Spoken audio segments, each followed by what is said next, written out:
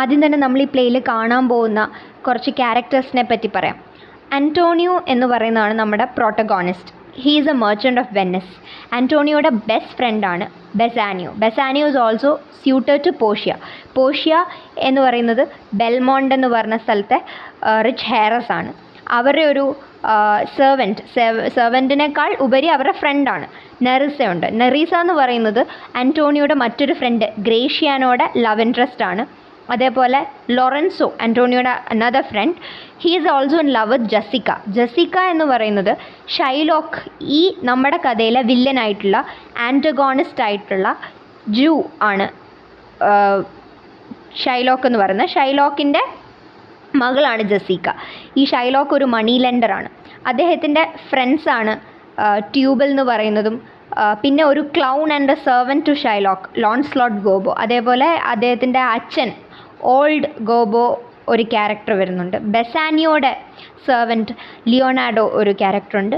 മറ്റ് ഫ്രണ്ട്സാണ് സലാരിനോ, സലേനിയോ, സലാരിയോ എന്നൊക്കെ പറഞ്ഞു. പിന്നെ കാസ്കറ്റ് എപ്പിസോഡിലൊക്കെ പോർഷ്യയുടെ സ്യൂട്ടേഴ്സായിട്ട് വരുന്ന prince of Morocco, prince of Aragon. പിന്നെ പോർഷ്യയുടെ 2 സെർവൻറ്റ്സ് സ്റ്റെഫാനോ ആൻഡ് ബെൽത്താസർ. പിന്നെ merchants, officers of court of justice, musicians, servants of Portia and other attendants, duke of Venice, ഇങ്ങനെ കുറച്ച് പേര് അഡീഷണലായിട്ടും നമുക്ക് കാണാൻ കഴിയും. നമ്മൾ സീൻ 1 എന്ന് പറയുന്ന വെനസിലെ ഒരു സ്ട്രീറ്റിലാണ് നടക്കുന്നത്. ആദ്യം നമ്മൾ കാണുന്ന ആൻറ്റോണിയോയും സലാരിനോയും സലേനിയോയും തമ്മിലുള്ളൊരു കോൺവെർസേഷനാണ്. Antonio: in sooth I know not why I am so sad. It wearies me. You say it wearies you. But how I caught it, found it, or came by it. But what stuff it's made of, whereof it's born, I am to learn. Antonio പറയാണ്, എന്തുകൊണ്ടാണ് എനിക്കിത്ര sadness, ഇത്രയും വിഷമം ഉണ്ടെന്ന് എനിക്ക് തന്നെ മനസ്സിലാവുന്നില്ല. അതെന്നെ ഒരുപാട് തളർത്തുകയാണ്. നിങ്ങൾ പറയുന്നു ഇത് കണ്ടുകൊണ്ടിരിക്കുമ്പോൾ നിങ്ങളും ഒരുപാട് തളർന്നു പോകുന്നെന്ന്. പക്ഷേ ഇതെനിക്ക് എങ്ങനെ വന്നു, ഇതിൻ്റെ ഒറിജിൻ എങ്ങനെയാണ്, ഇതൊന്നും എനിക്ക് മനസ്സിലാവുന്നില്ല. And such a one with sadness makes of me that I have much ado to know myself. So അയാൾ പറയുകയാണ്, അദ്ദേഹം അത്രയ്ക്ക് ആബ്സെൻറ്റ് മൈൻഡഡ് ആയിട്ടുള്ള ഡള്ളായിട്ടുള്ള ഒരാളായി മാറി. അയാൾക്ക് തന്നെ എന്താ സംഭവിക്കുന്നതെന്ന് മനസ്സിലാവാൻ പറ്റാത്ത ഒരു മെലങ്കളിക് സിറ്റുവേഷനിലാണ് ആൻറ്റോണിയോ ഇപ്പോൾ ഉള്ളത്. അതിന് സലാരിനോ റിപ്ലൈ ആണ്. One of his friend is replying, your mind is tossing on the ocean there where your argosies with portly sail like signiors and rich burghers on the flood or as it were the pageants of the sea do overpeer the petty traffickers that courtesy to them, do them reverence as they fly by them with woven wings. നിങ്ങളുടെ മനസ്സ് it is tossing in the ocean. അതായത് നമുക്കറിയാം ആൻറ്റോണിയോയ്ക്ക് ഒരുപാട് വലിയ merchant ഷിപ്സൊക്കെ ഉണ്ട്. അപ്പം അദ്ദേഹത്തിൻ്റെ എല്ലാ ഷിപ്സും, അദ്ദേഹത്തിൻ്റെ എല്ലാ ഇൻകവും അതിനെ ബേസ് ചെയ്തിട്ടാണ്. അത് ഗുഡ്സ് കൃത്യമായിട്ട് അതിൻ്റെ സ്ഥലത്ത് എത്തിക്കുമ്പോഴാണ് അദ്ദേഹത്തിന് വരുമാനം ഉണ്ടാകുന്നത്. അപ്പോൾ അതെല്ലാം ഇപ്പോൾ ഒരുമിച്ച് സീലാണ്. അപ്പോൾ ആ ഒരു പേടിയാണ് അദ്ദേഹത്തെ ഇപ്പോൾ ഇത്രയും തളർത്തുന്നതെന്നാണ് സലാരിനോ പറയുന്നത്. ഇപ്പോൾ സലാരിനോ ആൻറ്റോണിയോയുടെ ഷിപ്സിനെയൊക്കെ കമ്പയർ ചെയ്യുന്നത് നോബിൾ മെന്നെ കണക്കും ഇമ്പോർട്ടൻ്റ് ആയിട്ടുള്ള സിറ്റിസൻസിനെയൊക്കെ കണക്കാണ്.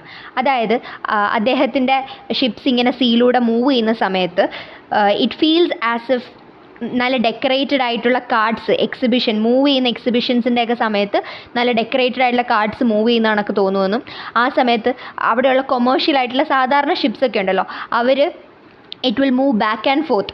അതായത് ഈ ഷിപ്പിനെ കണ്ടിട്ട് വഴിമാറി തന്നെ കൊടുത്തിട്ട് റെസ്പെക്റ്റിൽ ഇങ്ങനെ ബോ ചെയ്യുന്നത് പോലെ തോന്നുമെന്നും, പിന്നെ it will fly dum with the woven wings. അവരുടെ ക്യാൻവാസ് സെയിൽസ് വെച്ച് അവരെ ഏത് ദിശയിലേക്കാണോ പോകാൻ ഉദ്ദേശിച്ചത് അതിലേക്ക് പോകുമെന്നാണ് സലാരിനോ പറയുന്നത്.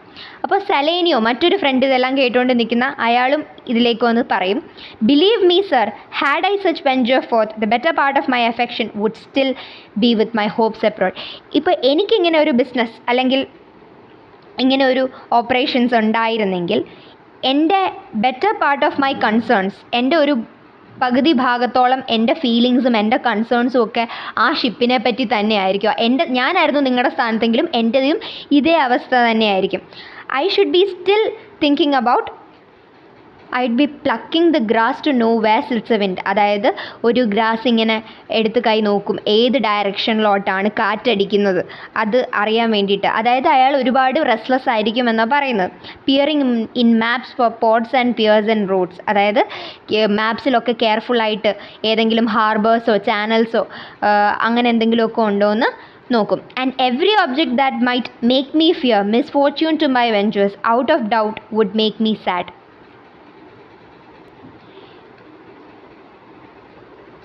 ഏതൊരു ഒബ്ജക്റ്റ്, ഇപ്പം വിൻഡ് ആയിക്കോട്ടെ, അങ്ങനെ എന്ത് കാര്യമാണെങ്കിലും എൻ്റെ വെഞ്ചേഴ്സിന്, എൻ്റെ ഈ ഒരു ഷിപ്സിന് എന്തെങ്കിലും പ്രശ്നമുണ്ടാക്കുന്നതാണെന്ന് എനിക്ക് തോന്നുന്ന എല്ലാ ഒബ്ജക്റ്റിനും എനിക്ക് പേടിയുണ്ടാക്കും. And out of doubt would make me sad. And of course അതിനെയൊക്കെ പറ്റി ചിന്തിക്കുമ്പോൾ ഓൾറെഡി ഞാൻ എന്തായാലും മെലങ്കളിക്കായിരിക്കും, എനിക്ക് സങ്കടം വരും എന്ന് പറയുന്നു. ഇപ്പോൾ സെലാരിനോയും സലേനിയവും പറയുന്നതിന് മറുപടിയാണ് ആൻറ്റോണിയോ കൊടുക്കുന്നത്. Believe me no, I thank my fortune for it. My ventures are not in one bottom trusted, not to one place, nor is my whole estate upon the fortune of this present year. Therefore, my merchandise makes me not sad. അപ്പോൾ ഇവർ പറയുന്ന reason, ഈ merchandise അതല്ല അദ്ദേഹത്തിൻ്റെ സാഡ്നെസ്സിന് reason എന്ന് പറയുകയാണ് Antonio. അതിന് അദ്ദേഹം പറയുന്ന ജസ്റ്റിഫിക്കേഷൻ ഇതാണ്. അയാളുടെ ഫോർച്യൂണിന്, അയാളുടെ ലക്ക് അല്ലെങ്കിൽ അയാളുടെ ഒരു ഇതിന് അയാൾ താങ്ക്സ് പറയുകയാണ്. എൻ്റെ എല്ലാ വരുമാനവും അല്ലെങ്കിൽ എൻ്റെ എല്ലാ ബിസിനസ്സും ഒരു ഷിപ്പിനെയോ അല്ലെങ്കിൽ ഒരു പ്ലേസിനെയോ ഒന്നും ഡിപ്പെൻഡ് ചെയ്തുകൊണ്ടല്ല. അയാൾക്ക് ഒരുപാട് ഷിപ്സ് പല പല സ്ഥലത്തേക്ക് പോകുന്നതുണ്ട്. അതുകൊണ്ട് എനിക്കതുകൊണ്ട് ഒരു ഷിപ്പ് ഇപ്പോൾ എന്തെങ്കിലും ഒന്ന് പറ്റിയെന്നും പറഞ്ഞാൽ എൻ്റെ ബിസിനസ്സിനൊന്നും സംഭവിക്കില്ല. അതുകൊണ്ട് എനിക്ക് അതിൻ്റെ പേടിയില്ല. അതുമാത്രമല്ല, ഈ ഒരു വർഷം ഇപ്പോൾ എനിക്കെല്ലാം നഷ്ടപ്പെട്ടെങ്കിൽ പോലും എൻ്റെ ഫോർച്യൂൺ എന്ന് പറയുന്നത് ഈ ഒരു വർഷത്തെ മാത്രം ഡിപ്പെൻഡ് ചെയ്തിട്ടല്ല, പല വർഷങ്ങളായിട്ട് അയാൾ ചെയ്യുന്നതല്ലേ. അപ്പോൾ അതല്ല അയാളുടെ റീസൺ എന്നാണ് അദ്ദേഹം പറയുന്നത്.